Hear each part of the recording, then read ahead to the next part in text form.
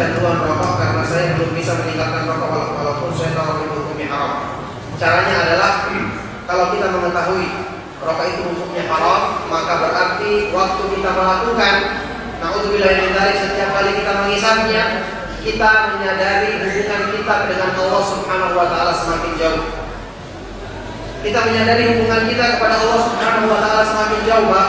Kemudian setelah kita menyadari ini, hendaknya kita berpikir bagaimana ketika ini seandainya saat kita mengisap rokok kemudian Allah Subhanahu wa taala mencabut nyawa kita.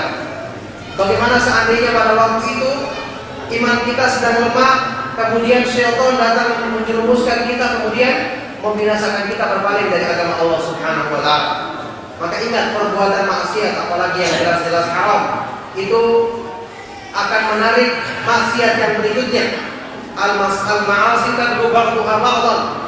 Perbuatan maksiat akan menarik satu sama yang lainnya.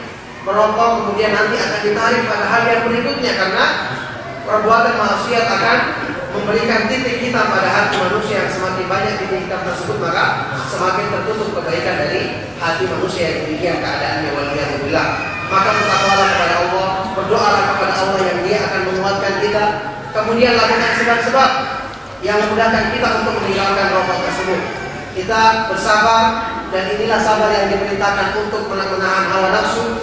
Yang mana siapa yang berusaha untuk melakukannya, maka insya Allah dia akan mudah untuk menundukkan hawa nafsu dalam perkara-perkara yang lainnya, sehingga dia dimudahkan untuk mencapai takwa kepada Allah Subhanahu wa taala. Maka saya ingin mendoakan antum semoga Allah Subhanahu wa taala menolong antum untuk meninggalkan kebiasaan yang buruk ini, dan semoga Allah Subhanahu wa taala memudahkan antum untuk mencapai kesempurnaan iman dan ketakwaan kepadanya.